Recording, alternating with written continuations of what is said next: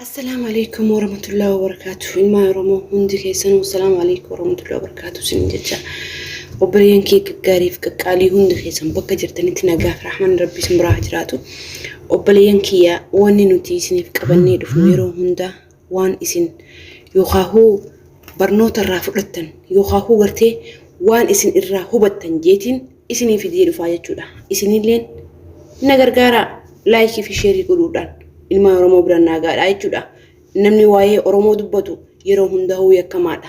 Kanaafuu akka isaan irratti hin gubne akka gartee laayikiin keenyaaf guddatuuf sheerii naa godhuun dagatinaadha. Obboleeyyan kiyya wanni ni nan isin dhaamu. Nafxanyaan wanni isaan nu goone hin jiru jechuudha. Maaliif silaa yaadanne silaa waan nuti goone san seenaa san irraa hubanne gaafa nuti hin jirre ture hundinuu jechuudha. Gaafa nuti hin jirre ture. Gaafa harka raamuranii laal mee badii maalii qaba badiin ilmaan namaa itti adabaman akkana laalame miila isaanii hidhanii jechuudha harka isaa hidhanii jechuudha harka raamuranii jechuudha saanarra khaanii bira dhaabbatanii itti qoflanii jechuudha warri kun eenyu warra shaagireeti warra mayyee milikii jechuudha haa isinii galtu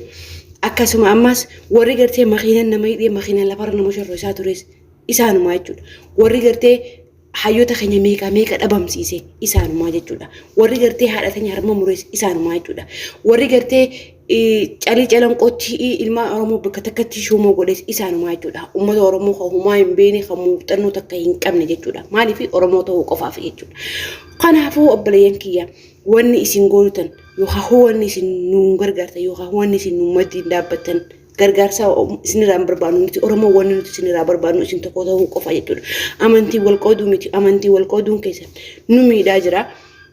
Amantii waliin miidhina gosaa waliin miidhina nuti Oromoon tokko diini keenya tokko amantiin nu adda taatus diini keenya tokko Oromummaa keenyaan boonna Oromummaa keenyaan falmanna Oromummaa keenyaan wal maddii dhaabbannee dhaadanna. Oromummaa keenyaan diina irraa qolanna Oromoo ta'uu keessaniin wal maddii dhaabbadha Oromoodhaan nuti jaati falmadha malee diina keessan duratti amantii waliin qoodina gosaa waliin qoodina